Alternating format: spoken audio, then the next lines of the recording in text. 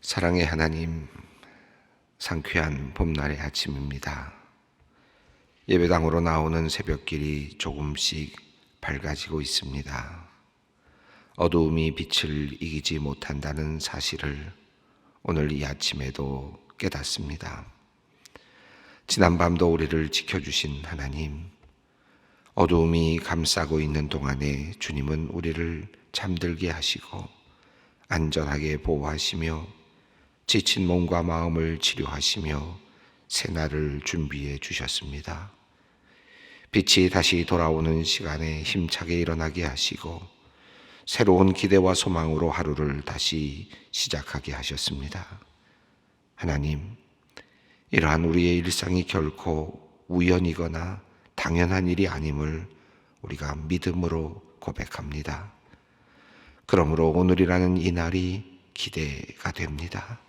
하나님, 오늘 이 하루가 그저 무심코 지나가는 시간이 되지 않게 하시고 시간을 세며 하나님의 은혜를 세며 감사를 세며 행복을 세는 그런 복된 시간들이 되게 하여 주시옵소서.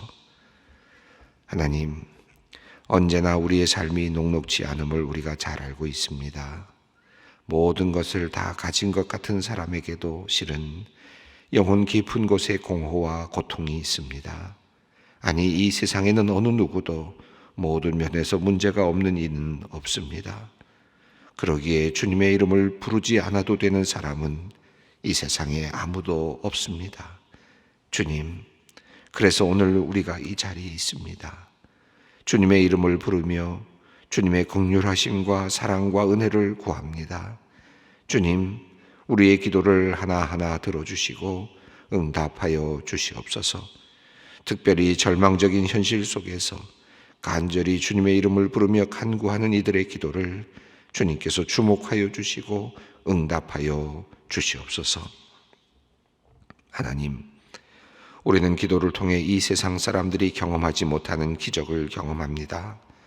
세상 사람들은 우연이라고 말하고 행운이라고 말하는 것들이 우리 믿는 이들에게는 기도의 열매이고 하나님의 응답이며 주님의 은혜입니다.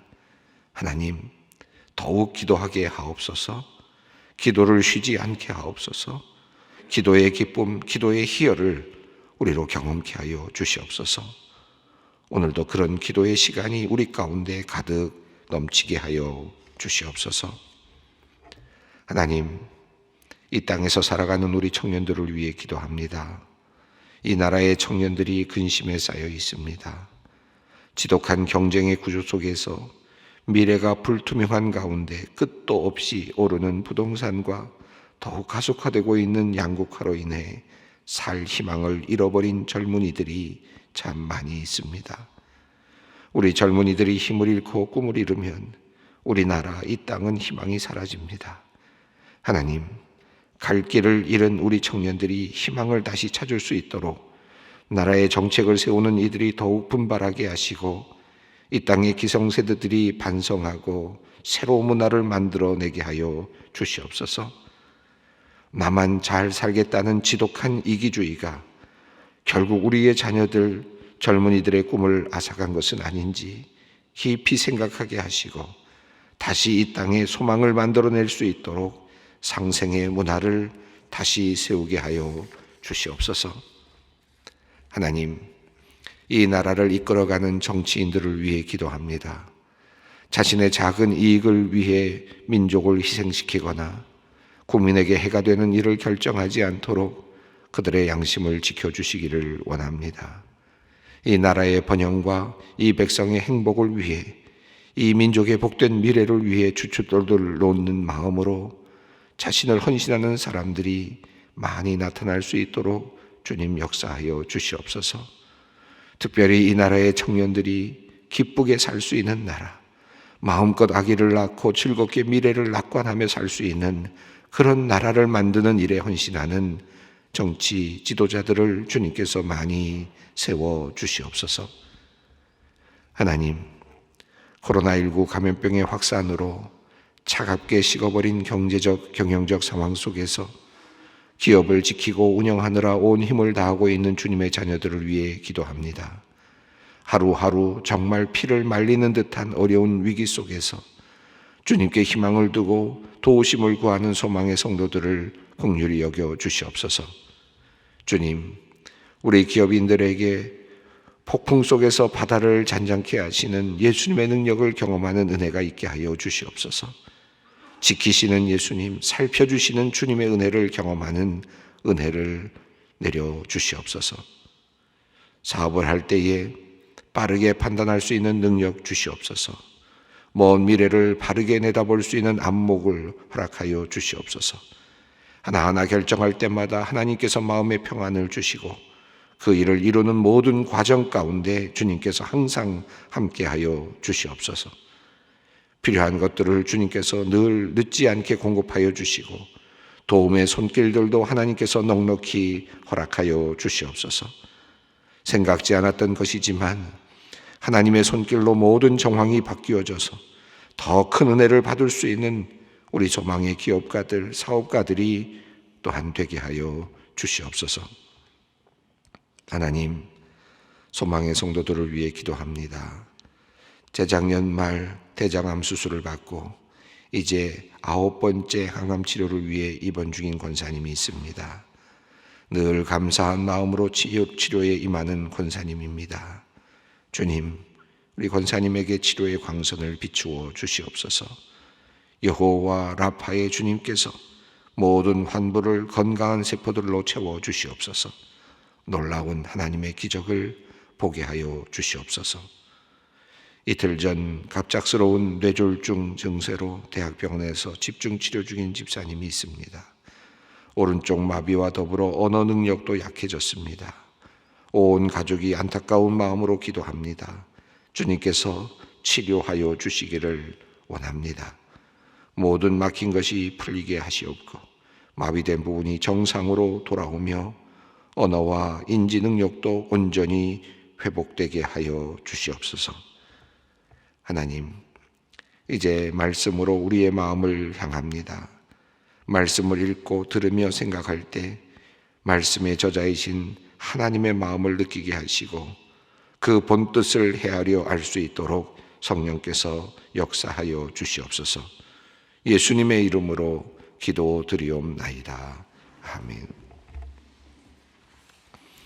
오늘 말씀은 사사기 19장 16절로 30절 말씀입니다.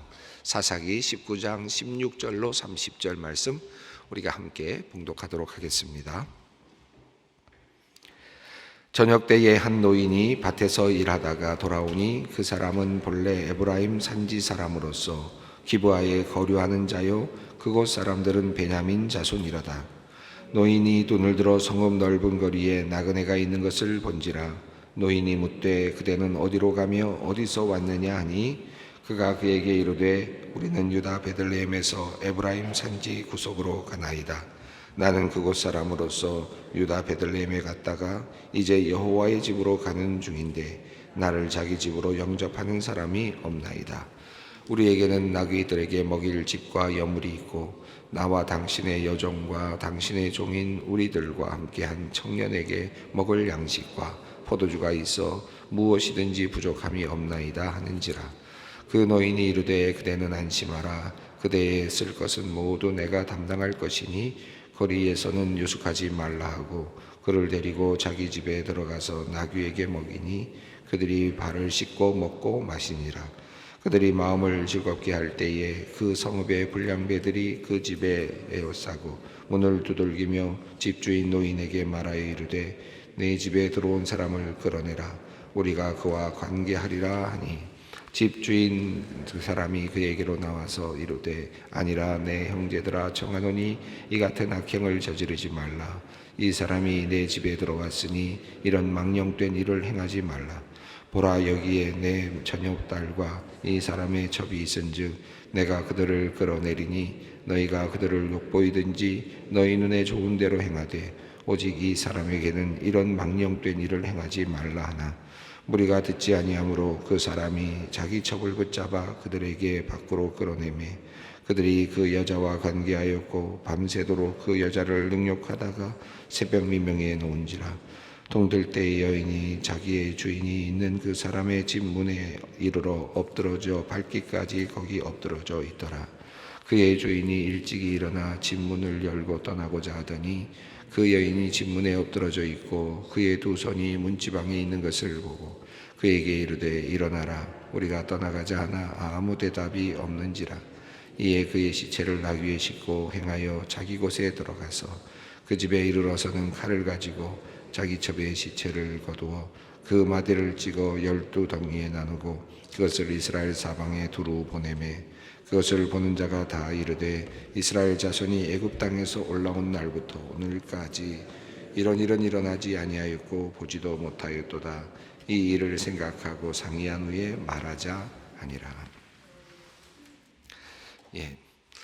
사사기의 이야기 마지막 지금 이야기를 읽어가고 있는데요. 아주 작은 사소한 가정의 이야기로 시작이 되었습니다. 어제 우리가 읽어보았던 본문이었는데요.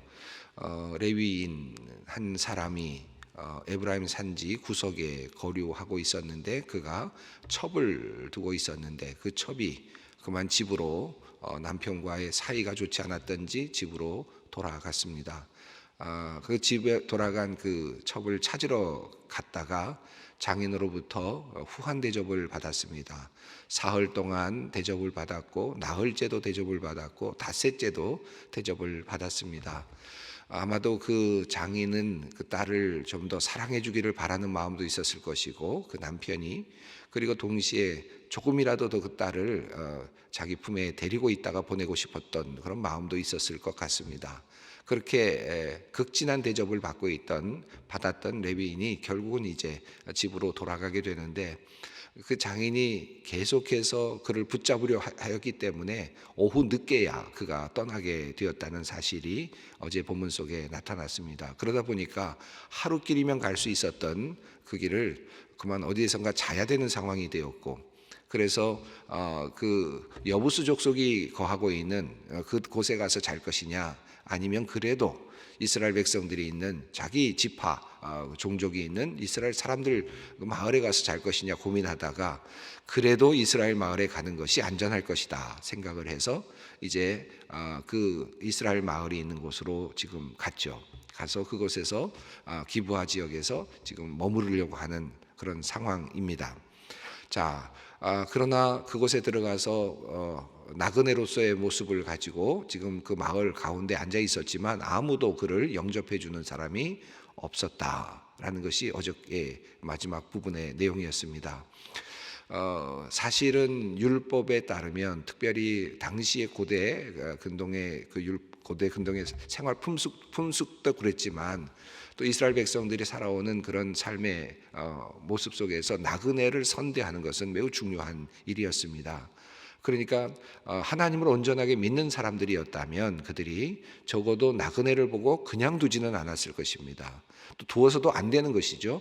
나그네를 선대하는 것이 복을 받는 하나의 통로라고 생각을 했기 때문에 절대로 나그네를 그냥 보내서는 안 된다는 그런 어찌 보면 당시로서는 어쩌면 강박관념 정도 될 수 있는 그 정도의 의식이 있었던 것이거든요. 이제 오늘 본문이 이제 그 내용을 조금 다루고 있는데요. 그러니까 온전하게 하나님을 믿는 사람이라면 이렇게 나그네를 두어서는 안 되는데 지금 그곳에서 아무도 거들떠보지 않는다는 이야기는 이미 그곳에 살고 있는 사람들이 하나님의 율법과 이미 멀어져 있다는 사실을 반증하고 있는 것이라 할 수 있겠습니다. 자, 그런데 오늘 본문 속에 그럼에도 불구하고 그 지역에서 한 사람 하나님의 말씀을 따라 그래도 나그네를 선대하려고 노력하고 있는 한 사람 노인을 만나게 됩니다. 왜 노인일까요? 이 젊은이는 다 이미 믿음에서 떠난 거죠. 그리고 이제 에브라임 산지에서 이분도 에브라임 산지에서 있었던 고향이 그쪽에 있는 사람인데 이 노인은 그래도 그 믿음을 유지하고 있는 것 같습니다. 그래서 젊은 세대들은 다 이제 그곳에 살고 있는 젊은 세대들은 하나님의 그 율법과 하나님의 뜻이 무엇인지조차도 이해하지 못하고 뿔뿔이 흩어져서 자기가 좋을 대로 살고 있는 모습을 표현해주고 있는 반면 이 마을에 있는 한 노인만큼은 그래도 신앙의 유산, 옛날 신앙의 유산을 지키려고 하고 있는 한 사람으로 나타나고 있습니다. 자, 그 내용이 이제 오늘 16절 이후에 나타나는데 16절을 읽어보겠습니다. 저녁 때에 한 노인이 밭에서 일하다가 돌아오니 그 사람은 본래 에브라임 산지 사람으로서 기브아에 거류하는 자요 그곳 사람은 베냐민 자손이더라. 그곳에는 지금 그곳 이름은 기브아 지역이었고 그곳에 살고 있는 사람들은 베냐민 지파 사람들이었습니다. 그곳에 한 노인이 있었는데 이 노인은 그러니까 베냐민 지파 사람은 아니었다는 뜻이죠. 에브라임 산지에서 온 사람이었습니다. 자, 17절과 18절을 읽습니다. 노인이 눈을 들어 성읍 넓은 거리에 나그네가 있는 것을 본지라. 노인이 묻되 그대는 어디로 가며 어디서 왔느냐 하니 그가 그에게 이르되 우리는 유다 베들레헴에서 에브라임 산지 구속으로 가나이다. 나는 그곳 사람으로서 유다 베들레헴에 갔다가 이제 여호와의 집으로 가는 중인데 나를 자기 집으로 영접하는 사람이 없나이다. 자, 여기서 유다 베들레헴에서 에브라임 산지 구속으로 갑니다. 에브라임 사람이라는 사실을 살짝 귀뜸하고 있습니다. 그러니까 노인과는 같은 지역에 해당되는 사람이겠죠. 아마 말투를 가지고 알아보았는지는 모르겠습니다만은 이제 같은 지역의 사람이란 고향 사람이다 이렇게 이제 표현할 수도 있겠습니다. 근데 여기 재미있는 표현이 나오는데 나는 원래 그곳 사람이다라는 말과 더불어서 이제 여호와의 집으로 가는 중인데 자기 집으로 영접하는 사람이 없나이다 이렇게 표현을 했습니다. 이 여호와의 집으로 간다라는 말은 여호와의 집은 성소를 의미하는데 우리 교재에도 나와 있습니다만은 성소를 의미하는데 이 성소가 있는 곳은 그 당시로서는 실로거든요. 물론 실로와 지금 에브라임 산지와 그다지 멀지 않은 곳이기 때문에 에브라임 산지에 그가 레위인이 거했다는 것은 실로에서 살았다라는 말로도 이해할 수 있습니다. 그런데 유독 이 글의 흐름을 보면은 에브라임 산지 구석이라고 되어 있는데 그것은 멀리 떨어져 있는 어떤 그 산속이라는 뜻으로 표현되고 있거든요.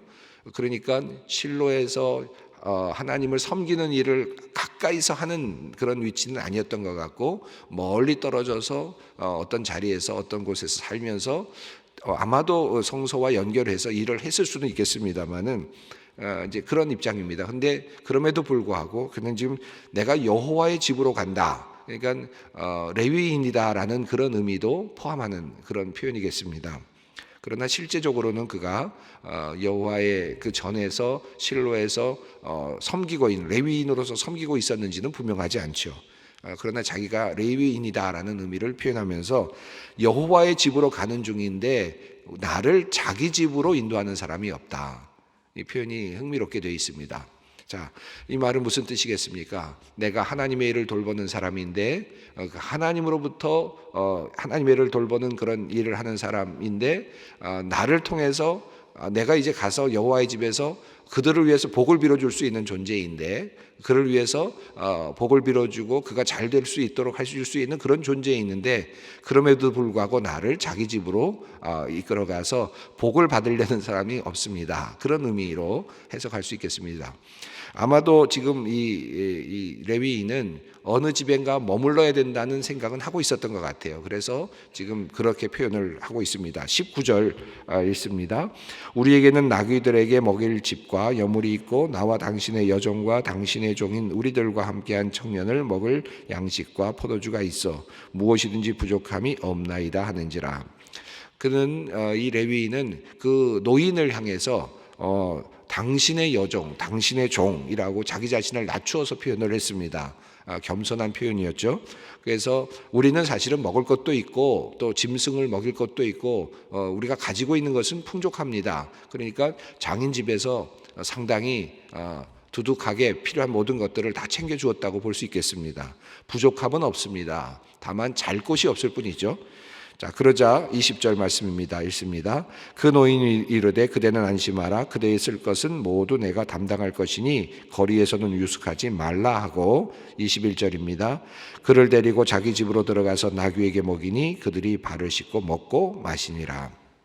이 노인이 지나가는 나그네를 보면서 이것이 나그네를 대접해야 되는 나에게 온 기회구나라는 것을 알았고, 그들이 풍족하다, 먹을 것도 있고 그저 잠잘 것만 없습니다라고 하는 그런 이야기를 하고 있는 이 레위인을 보고 그 무리를 보고는 들어와서 우리 집에 거하라. 내가 모든 것을 다 되겠다. 다시 말하면 그것을 사용하지 않고 나그네를 대접해야 되는 나의 예의를 지키겠다라는 뜻이죠.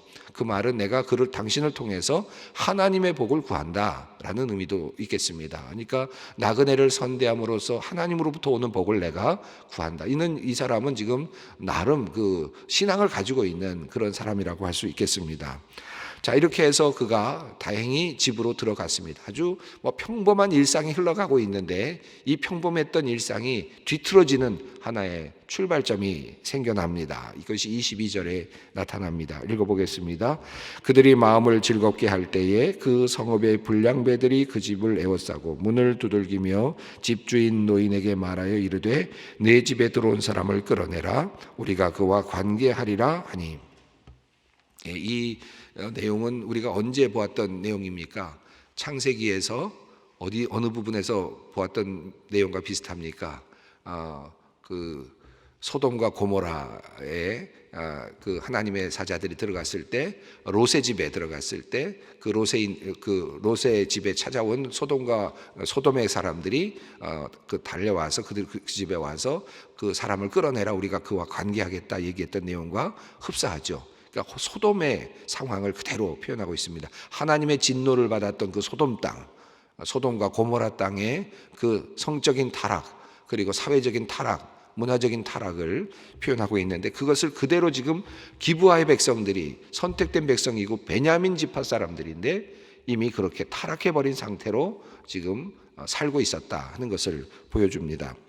그 성읍의 불량배들이라고 되어 있는데 히브리어로는, 그 원어로는 벨리아의 아들들이라고 쓰여져 있는 그 글들이 많습니다. 사본들이 꽤 많습니다.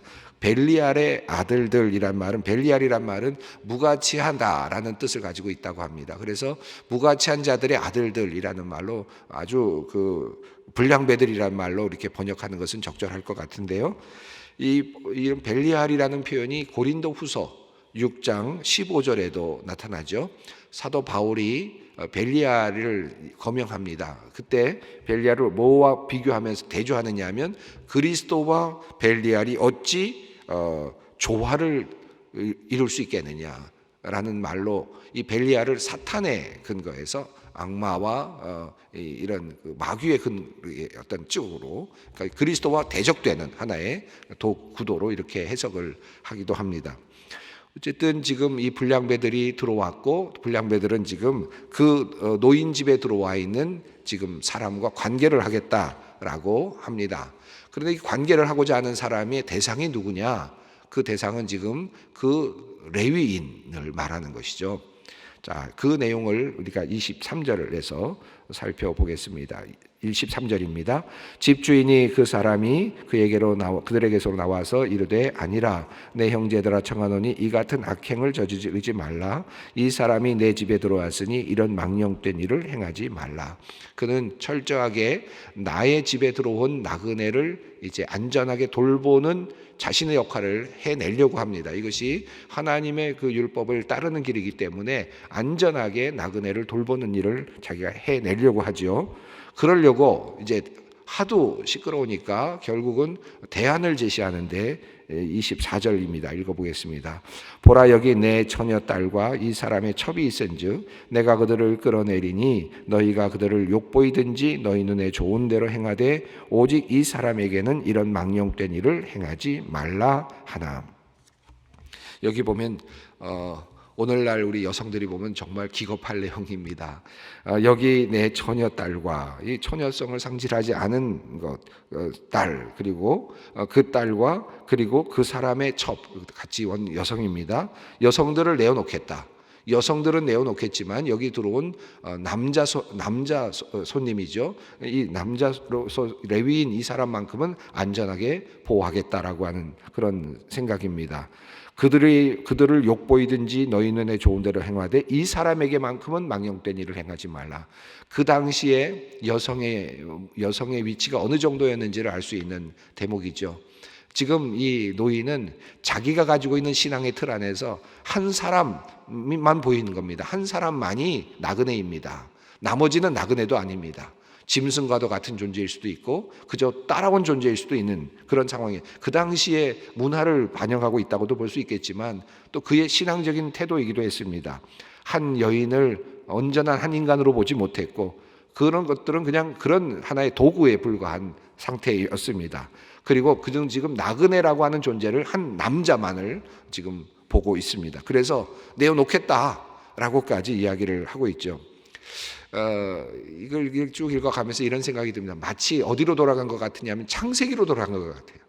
창세기에 그 아브라함과 이삭과 이런 그 족장들이 정말 척박한 사회 속에서 하나님을 알지 못하는 사회 속에서 힘들게 자신들의 어떤 그 씨를 유지해 나가면서 하나님의 백성으로 살아가는 과정에서 일어났던 일들, 그리고 소돔과 고모라에서 일어났던 일들, 이런 일들이죠.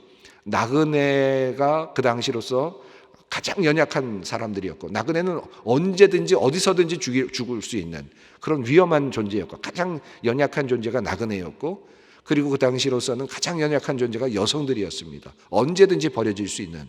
그러니까 연약한 여성들 그리고 나그네들이 지금 지금 어려움을 당하고 있었던 그 과거의 창세기에 나오는 그런 족장 시대의 그런 시대상이, 사회상이 약속의 땅으로 돌아와서 하나님께서 주신 그 약속의 땅에서 약속된 민족으로, 백성으로 새로운 삶을 시작한 그들을 속에서 그러한 부패가, 그러한 상황이 나타나고 있었다. 옛날보다 더 못하면 못했지 좋을 것 없는 상황으로 지금 기브아 지역에 있는 선택된 백성들의 상황이 그렇게 전락해버리고 말았다라고 하는 사실을 보여주고 있습니다. 이 노인 입장에서는 자기는요 신앙을 지키고 있습니다. 신앙. 그래서 뭘 지키고 있느냐 하면 나그네를 대접해야 한다라고 하는 그런 신앙을 굳게 잡고 있어요. 그리고 이걸 어떻게든지 지키려고 합니다. 그러면서 동시에 그는 뭘 놓고 있습니까? 내 집에서 하나님께서 나에게 주신 귀한 딸, 그걸 내놓고 있어요. 그리고 여성이라고 하는, 여성을 보호해야 된다고 하는 그것을 지금 버리고 있습니다. 그러니까 이건 이제 그의 신앙의 틀인데요. 잘못된, 사실은 안타까운 신앙의 틀이었습니다. 자, 25절을 읽습니다. 무리가 듣지 아니하므로 그 사람이 자기 첩을 붙잡아 그들에게 밖으로 끌어내매 그들이 그 여자와 관계하였고 밤새도록 그 여자를 능욕하다가 새벽 미명에 놓은지라. 26절입니다. 동틀 때의 여인이 자기 주인이 있는 그 사람의 집 문에 이르러 엎드러져 밟기까지 거기 엎드러져 있더라. 여기 보면 참 잔인한 남편이 나옵니다. 무리가 듣지 아니하므로 그 남자를 내놓으라고 하니까 그 사람이, 아마도 여기서 명확하진 않는데 여기서는 집 주인이라기보다는 자기 첩, 그러니까 이 레위인이겠죠. 레위인이 자기 첩을 붙잡아다가 그들에게 밖으로 끌어냈습니다. 밖으로 끌어내버리고 문을 닫은 거죠. 한 여인을 그냥 내던져버린 것입니다. 그러자 그 여인이 밤새도록 농락을 당했고 결국은 새벽 미명에 놓았는데 그 여인을 구하기 위해서 어떤 방법을 생각하지도 않았고, 그리고 엎드려져서 집 앞에까지 와서 문 앞에 엎드러져 있는데도 불구하고 그가 오는 것도 기다리지 않았습니다. 그리고 그냥 엎드려져 죽어 있는 것까지 보게 되죠. 27절, 28절을 보면 이런 내용이 나옵니다. 일찍 일어나 집을 열고 떠나고자 합니다. 그러니까 뭐 여인에 대한 어떤 생명, 이것을 별로 관심이 없는 것 같습니다. 그런데 그 여인의 모습이 어떻습니까? 여인이 집 문 앞에 엎드러져 있는데 그의 두 손이 문지방에 있는 것을 보고, 참 처절하지 않습니까? 집으로 들어가려고, 어떻게든지 집으로 들어가려고 하는 아주 그 불쌍한 여인의 모습이, 그 손이 그 문지방에 닿아 있다고 하는 것이 얼마나 도움을 구했을까, 얼마나 처절하게 도움을 구했을까. 그러나 그 여인은 그만 그렇게 죽고 말았습니다. 그런데 28절을 보면 너무나도 잔인한 냉정한 남편의 모습이 나옵니다. 28절 읽어보겠습니다. 그에게 이르되 일어나라, 우리가 떠나가자 하나 아무 대답이 없는지라. 이에 그의 시체를 나귀에 싣고 행하여 자기 곳에 돌아가서. 일어나라. 그래서 이 정도만 얘기하는 거예요. 얼마나 애처롭겠습니까? 가서 끌어안고 그를 붙잡고 이런 내용이 전혀 없습니다. 그저 일어나라 가자 하는 정도의 참 냉정한 남편의 모습이 나타나고 있습니다. 오늘 여기까지 일단 살펴보려고 하는데, 작은 일 같지만 이제 이 일이 이제 굉장히 커집니다. 그리고 이 레위인을 통해서 이제 전쟁이 시작이 됩니다. 이 가정에서 출발한 이런 작은 일이었는데 이게 점점 커지면서 결국은 이스라엘 안에 내전이 일어나는 이제 큰 전쟁으로 이어지는 상황이 이제 앞으로 이어지게 될 것입니다. 참으로 냉정했던 남편, 그리고 그 당시의 여인의 모습, 이만큼 이스라엘이 지금 또다시 뒤로 돌아가 있는, 하나님을 모르는 상태로 돌아가 있는 안타까운 현실, 이것을 우리가 다시 돌아봅니다. 오늘 기도의 자리로 나갈 때 혹시 내가 구원받은 그리스도인으로서 다시 세상 속으로 돌아가 있는 존재는 아닌가, 세상에 익숙한 존재로 세상의 풍습에 따라 살고 있는 존재는 아닌가 돌아볼 수 있는 시간이 되었으면 좋겠습니다. 함께 기도의 자리로 나아가겠습니다. 하늘에 계신 우리 아버지, 아버지의 이름을 거룩하게 하시며 아버지의 나라가 오게 하시며 아버지의 뜻이 하늘에서와 같이 땅에서도 이루어지게 하소서. 오늘 우리에게 일용할 양식을 주시고 우리가 우리에게 잘못한 사람을 용서하여 준 것 같이 우리 죄를 용서하여 주시고 우리를 시험에 빠지지 않게 하시고 악에서 구하소서. 나라와 권능과 영광이 영원히 아버지의 것입니다.